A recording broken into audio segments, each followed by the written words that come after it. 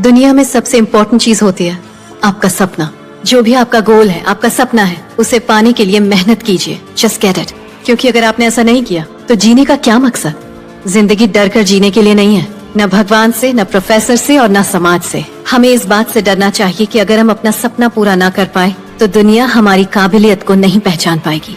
जिंदगी एक सुनहरा मौका है अपनी काबिलियत को साबित करने का। Just prove it. Awake, arise. Hello everyone, सभी दोस्तों को नमस्ते, सलाम, आदाब। आपके अपने YouTube channel the knowledge success में स्वागत है। एक बार फिर मैं सीडीपी के PYQ प्रीवियस ईयर क्वेश्चन के सीरीज में लेकर आया हूं अगला क्लास। जो आपको पहले पूछे गए प्रश्न है, जो महत्वपूर्ण प्रश्न है, उसी को लेकर आए हैं, जो बार बार परीक्षा में पूछे जाते हैं। आप अगर सीटेट का तैयारी करते हैं तो यह आपके लिए बहुत ही महत्वपूर्ण क्लास होगा, क्योंकि आपको इससे पता चल जाएगा कि किस प्रकार से क्वेश्चन पूछे जाते हैं सीटेट में। इससे अनुमान लग जाएगा कि कैसा क्वेश्चन आता है, वह ऑनलाइन तरीका से हो, ऑनलाइन अभी एग्ज़ाम होने लगा है, उससे पता चल जाएगा कि किस प्रकार के एग्ज़ाम में क्वेश्चन आते हैं। आपको यह पता लगाना है। इसी के साथ आज हम लोग बाल विकास शिक्षा शास्त्र यानी कि सीडीपी के बारे में यूज करेंगे। इस बार सीटेट 2022 को क्रैक करने के लिए महत्वपूर्ण क्लास है, जो परीक्षा में हर बार पूछे जाते हैं। कहते हैं यह सिर्फ एक क्लास नहीं होगी, तैयारी की वह रास्ता है जो आपको सफलता तक पहुंचाता है। इसी के साथ हम लोग यह टाइम बिना व्यतीत किए चलिए शुरू करते हैं आज का पहला प्रश्न। इससे पहले कहते हैं कि जल को बर्फ में बदलने में वक्त लगता है। जल को बर्फ बदलने में वक्त लगता है, सूरज को निकलने में वक्त लगता है। किस्मत को तो हम बदल नहीं सकते, किस्मत को तो हम बदल नहीं सकते, लेकिन अपने हौसलों से किस्मत बदलने में वक्त लगता है। इसीलिए कोई भी हेजिटेशन नहीं होना है, तैयारी मन लगा के करना है। अगर सफलता अवश्य मिलेगी, अगर सही मन से सच्चे दिल से तैयारी करेंगे, मेहनत करेंगे तो अवश्य सफलता मिलेगी। चलिए आज हम लोग पहला क्वेश्चन को डिस्कस करते हैं। शिक्षा के क्षेत्र में पाठ चर्चा शब्दावली डैश की ओर संकेत करती है। कहने का तात्पर्य है कि शिक्षा के पाठ चर्चा शब्द की ओर किस प्रकार संकेत करती है। पहला ऑप्शन है शिक्षक पद्धति में पढ़ाई जाने वाली विषय वस्तु। दूसरा ऑप्शन है विद्यालय में संपूर्ण कार्यक्रम जिसमें विद्यार्थी प्रतिदिन अनुभव प्राप्त करते हैं। तीसरा है मूल्यांकन प्रक्रिया और चौथा है कक्षा में प्रयुक्त की जाने वाली पाठ्य सामग्री। इसका सही आंसर आपको टिक आउट करना है। आपको इसमें क्या होगा, कहते हैं सबसे पहले पाठ चर्चा के बारे में जान लीजिए, तब तक हम बताते हैं, तब तक आप लोग आंसर का टिक आउट करें। कहते हैं पाठ चर्चा दो शब्दों से मिलकर बना है, पाठ और चर्चा। पाठ का अर्थ होता है पढ़ने योग्य और चर्चा का योग होता है नियमानुसार पाठ चर्चा यानी कि पढ़ने के योग। पढ़ने के योग विषय वस्तु प्रक्रियाओं का नियम अनुसरण करता है, वह पाठ चर्चा कहलाता है, यानी कि कैरिकुलम कहलाता है। कहते हैं पाठचर्या NCF 2005 में कहा गया कि बच्चों को रुचि को ध्यान में रखकर ही गुणात्मक शिक्षा दी जाती है, उसके ज्ञान की अभिरुचि किया जाता है, जिसमें सामाजिक काम भी आते हैं, बाध्य होते हैं। इस तरह के शिक्षा के अधिगम में पाठचर्या का विशेष महत्व दिया जाता है। तो आपको समझ गए होंगे कि इसका क्या ऑप्शन होना चाहिए। इसका ऑप्शन नंबर जो होगा वो ऑप्शन नंबर आपका इसका होगा, ऑप्शन नंबर जो होगा इसका होगा वह होगा बी, यानी कि विद्यालय के संपूर्ण कार्यक्रम जिसमें विद्यार्थी प्रतिदिन अनुभव प्राप्त करते हैं। कहने का मतलब है कि पाठ चर्चा संवर्धन क्रिया होती है जिसमें बच्चे की चहुमुखी विकास का अवसर मिलता है, जिससे विद्यार्थी प्रतिदिन अनुभव प्राप्त करता है। पाठ चर्चा विद्यालय का संपूर्ण कार्यक्रम पर निर्धारित किया जाता है। शिक्षा अधिगम के लिए पाठ चर्चा क्या है, बहुत ही महत्वपूर्ण है। नेक्स्ट क्वेश्चन है निचली कक्षाओं में शिक्षण खेल की पद्धति के मूल रूप आधार क्या है। यानी कि निचली कक्षाओं यानी कि 1 से 5 बच्चे को, जो क्लास 1 में है, 2 में है, इस तरह के बच्चे की खेल पद्धति मूल रूप से आधारित है। किस पर आधारित है? पहला है शारीरिक शिक्षा कार्यक्रम के सिद्धांत पर, या शिक्षा पद्धति के सिद्धांत पर, या विकास के वृद्धि मनोवैज्ञानिक सिद्धांत पर, या शिक्षण के सामाजिक शास्त्र के सिद्धांत पर। आपको सही आंसर टिक आउट करना है। इसका जो सही आंसर होगा वो ऑप्शन नंबर सी होगा, विकास एवं वृद्धि मनोवैज्ञानिक सिद्धांत पर आधारित होता है। किस पर? विकास और वृद्धि के मनोवैज्ञानिक सिद्धांत पर होता है। निचली कक्षा जो है वो खेल पद्धति इसलिए अपनाया जाता है कि उसके मानसिक और शारीरिक विकास हो। शिक्षक में अगर शिक्षण पद्धति खेल पद्धति का रूप विकास और वृद्धि मनोवैज्ञानिक सिद्धांत पर आधारित है। किस पर आधारित है? मनोवैज्ञानिक सिद्धांत पर आधारित है, जिसके कारण निचली कक्षाओं को विकास और वृद्धि मनोवैज्ञानिक सिद्धांत पर आधारित है, जिससे उसमें शारीरिक विकास होता है और मानसिक दोनों तरह के विकास होंगे। नेक्स्ट क्वेश्चन है आपका क्वेश्चन नंबर 3 आपको पूछता है कि एक बच्चे अतीत के समान परिस्थिति में की गई क्रियाओं के आधार पर नई स्थिति के प्रति अनुक्रिया करता है। यह किससे संबंधित है? कहता है एक बच्चा अतीत में यानी कि भविष्य में समान परिस्थिति की गई अनुक्रियाओं के लिए समान परिस्थिति के द्वारा आधार पर नई परिस्थिति के प्रति अनुक्रिया करती है, यानी कि उसमें नया अनुक्रिया करती है नई परिस्थिति में आने के बाद, तो वह किस प्रकार की करता है?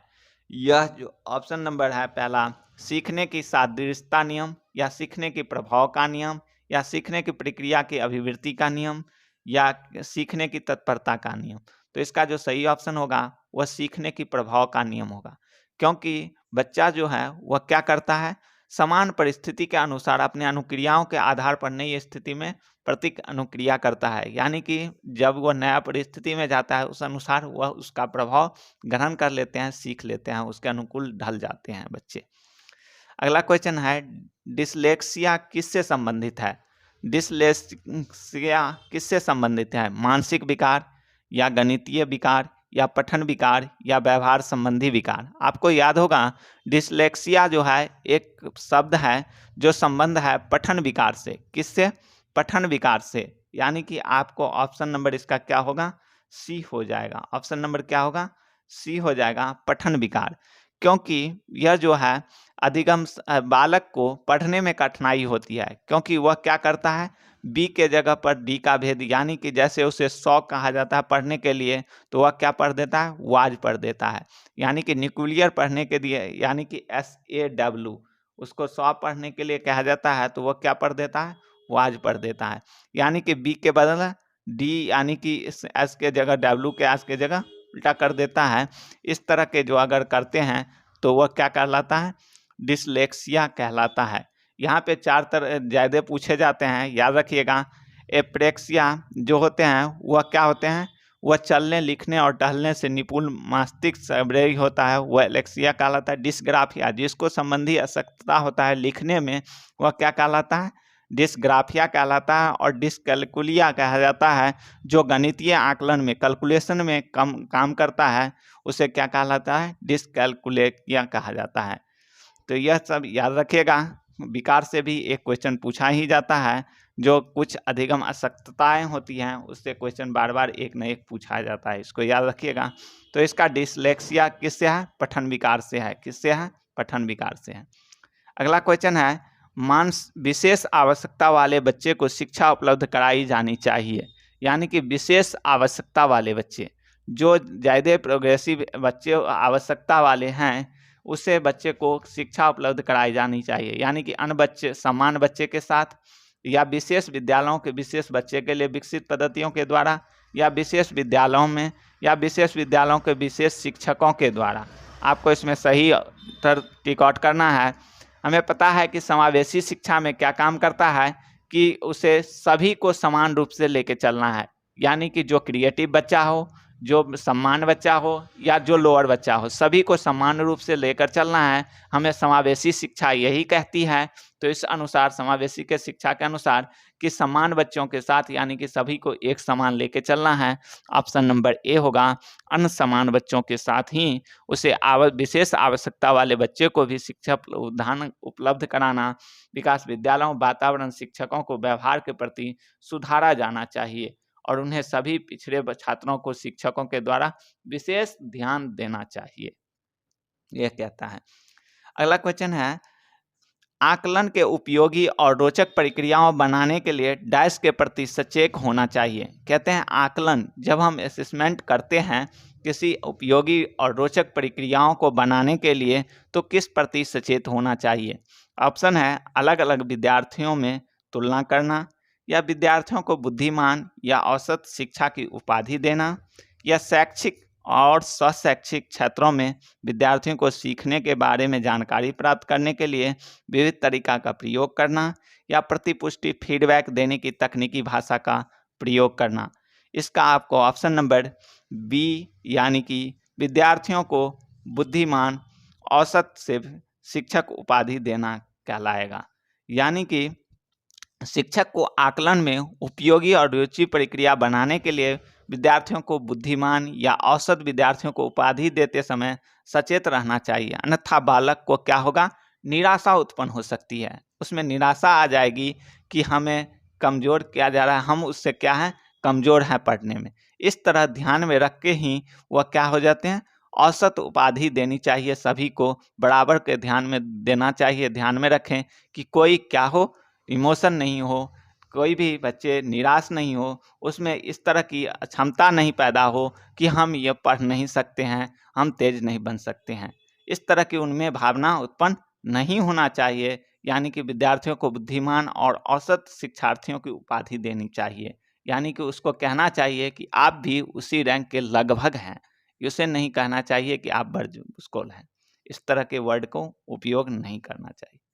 अगला क्वेश्चन है, प्रतिभाशाली होने का संकेत नहीं है। कहते हैं यहाँ पे शब्द को याद रखिएगा, दिया हुआ है एक वर्ड नहीं है, इसको ध्यान रखिएगा। जिस भी क्वेश्चन में आपसे पूछ दे कि नहीं है तो वहाँ पे ध्यान दीजिएगा, वहाँ पे याद रखिएगा कि नहीं वर्ड अगर पूछा जाए तो ध्यान रखेंगे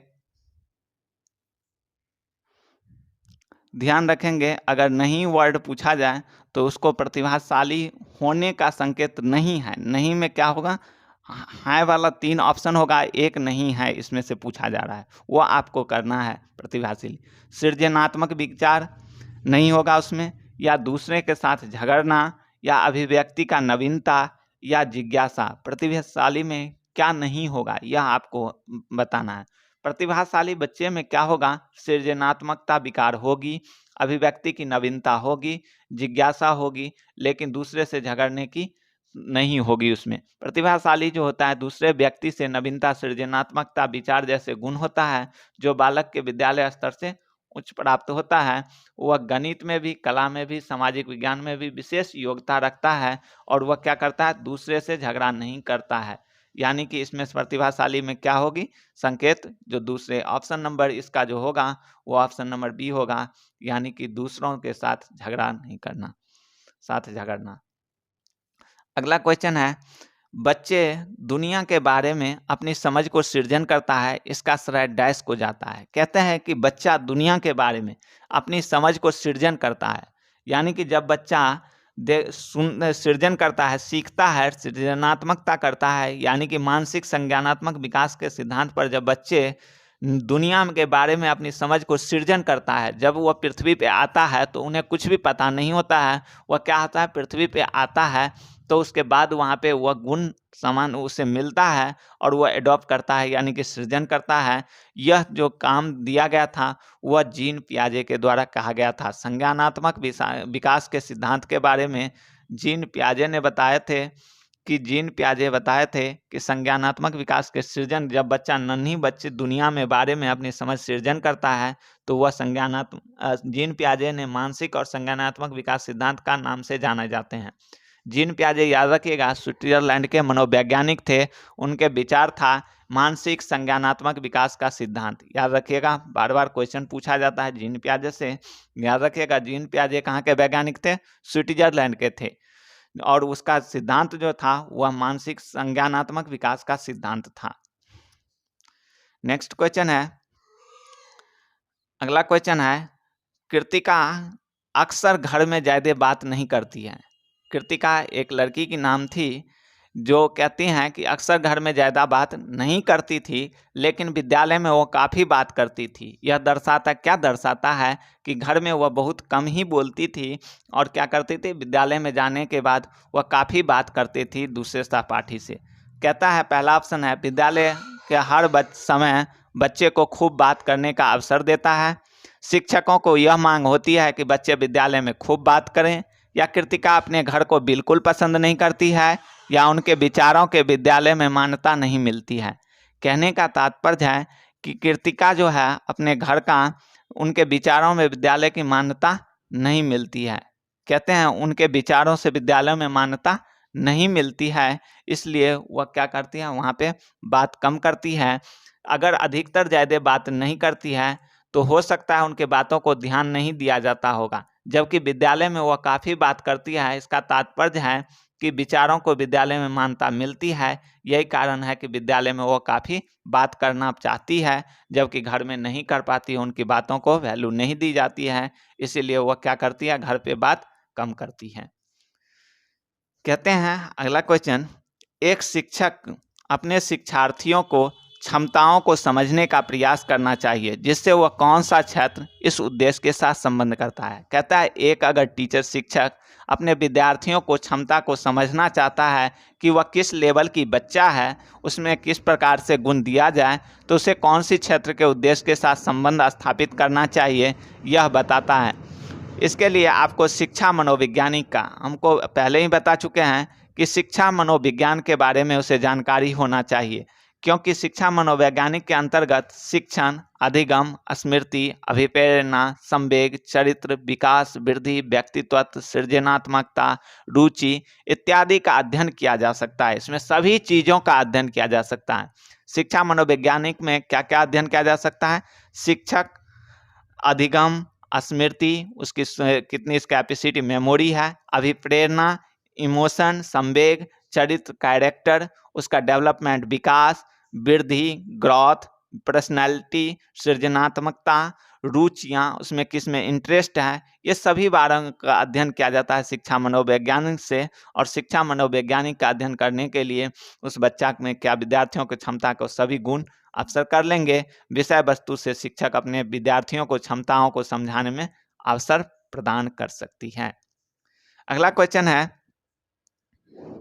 सीखने की प्रक्रिया में अभिप्रेरणा, यानी कि जब सीखने की प्रक्रिया होती है, प्रोसेस होती है, तो उसमें अभिप्रेरणा होती है, मोटिवेशन होता है। क्या होती है कि शिक्षार्थियों की स्मरण शक्ति पैनी बनाती है। शिक्षार्थियों की स्मरण जो शक्ति होती है वह पैना बनाती है, या पिछले सीखे हुए नए अधिगम को अलग करती है, या शिक्षार्थियों को एक दिशा में सोचने योग्य बनाती है, या शिक्षार्थियों को सीखने के प्रति रुचि की विकास करती है।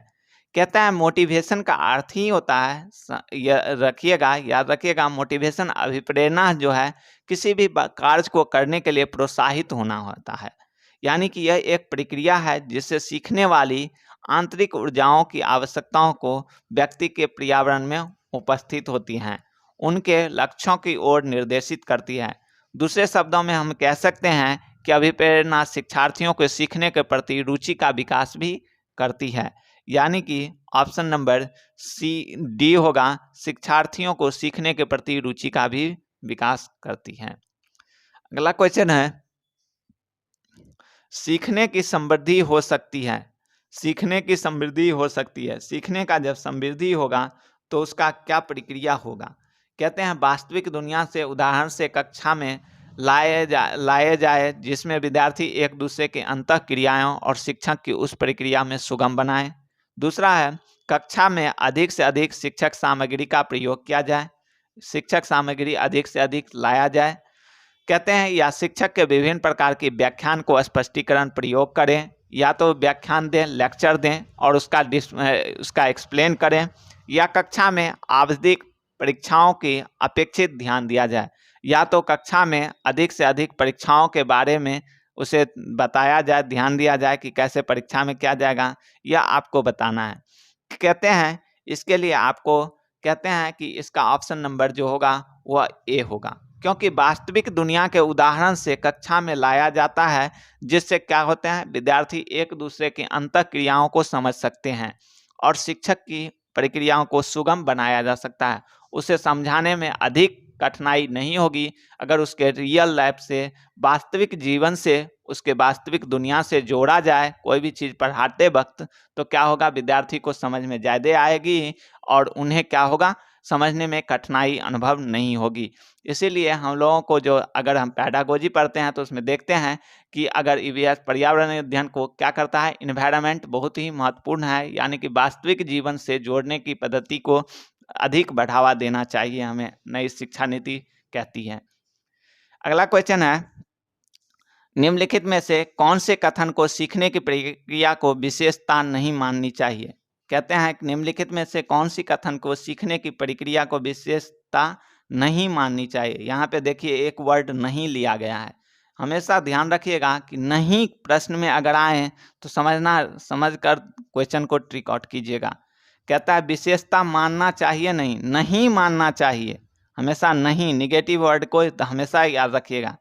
पहला ऑप्शन है शैक्षणिक संस्थान ही एकमात्र स्थान है जहां अधिगम प्राप्त किया जा सकता है। यह बिल्कुल गलत है, क्योंकि शैक्षणिक संस्थान ही एक ऐसा संस्थान नहीं है जहां से क्या कर सकता है कि सीखने की क्या होती है, सीखने की अधिगम प्राप्त किया जा सकता है।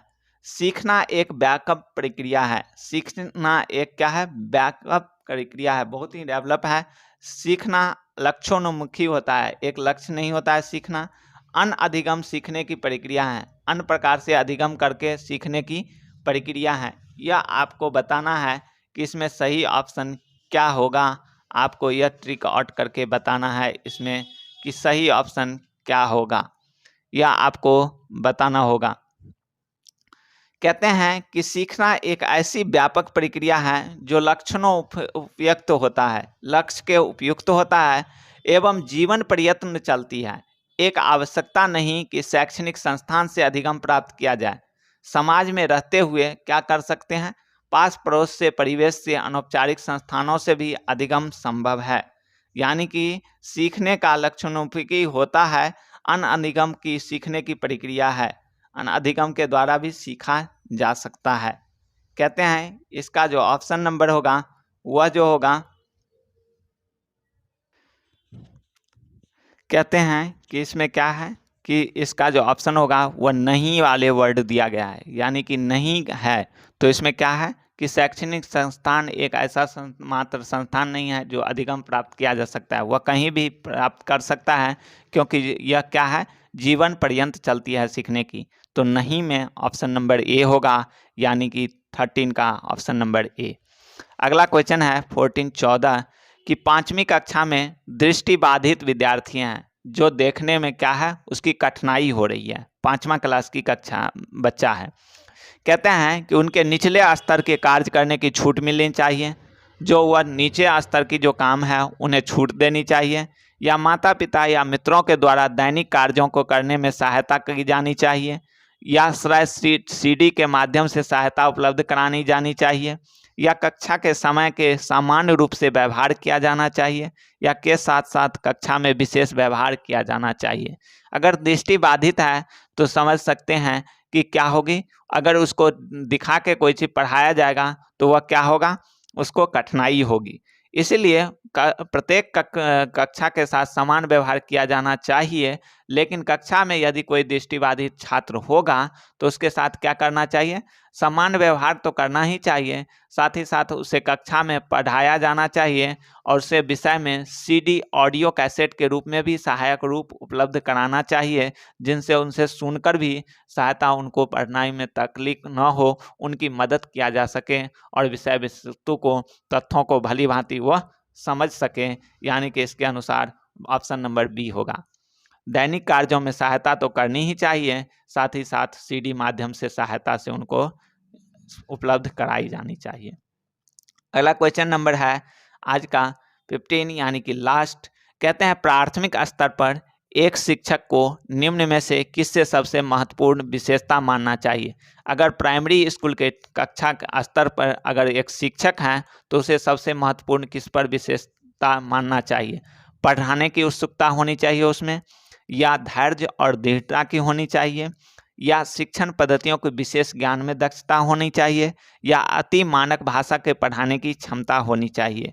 आपको इसमें क्या ऑप्शन करना है वो आप देखें, क्योंकि प्राइमरी स्कूल के जो बच्चे होते हैं वो ज़्यादा क्या होते हैं, नटखट होते हैं। वह ज़्यादा क्या होते हैं, नटखट होते हैं। वह ज़्यादा क्या करते हैं, बदमाशी के रूप में वह क्या करते हैं, काम करते हैं। वह कभी हल्ला करेंगे ज़्यादा तो कभी कुछ करेंगे, यानी कि उन्हें नटखट जैसी स्थिति होता है। विद्यालय में एक छात्र एक जैसी नहीं होती है, वह जल्दी बातों को ग्रहण नहीं कर लेते हैं। कुछ को समय लगता है तो कुछ छात्र जल्दी ग्रहण कर लेते हैं समझाते वक्त, पढ़ाते वक्त। उन्हें शिक्षक धैर्य को और दृढ़ता रखनी चाहिए। उन्हें बार बार अगर नहीं समझ रहा है कोई बच्चे तो उसे बार बार समझाने की प्रयास करनी चाहिए। उसे समझाने यानी कि धैर्य और दृढ़ता की होनी चाहिए, क्योंकि अक्सर देखते हैं कि बच्चे क्लास के टीचर में हम लोग देखते हैं कि जूनियर क्लास में क्यों कहते हैं कि मैम को दिया जाना चाहिए, ताकि उनमें क्या है, धैर्य और दृढ़ता अधिक होती है। वह बच्चे को क्या कर सकती हैं, प्यार ज़्यादा दे सकती हैं, जिससे वह समझने में आसानी होता है, बढ़ाने में। इसीलिए धैर्य और दृढ़ता का परिचय देना चाहिए प्राथमिक स्तर शिक्षक के बच्चे। आज का क्लास हम लोग यहीं एंड करेंगे। अगले क्लास में हम लोग फिर मिलेंगे। तब तक के लिए अगर आपको यह पीडीएफ चाहिए तो मेरे टेलीग्राम पर ज्वाइन करें, बिल्कुल निःशुल्क में आपको पीडीएफ मिलेगा। अगर आपको यह वीडियो अच्छे लगे तो लाइक, सब्सक्राइब और शेयर करना मत भूलें। तब तक के लिए आप तैयारी मन लगा के करते रहें। आप लोग अपना ख्याल रखें, अपनों का ख्याल रखें। जय हिंद,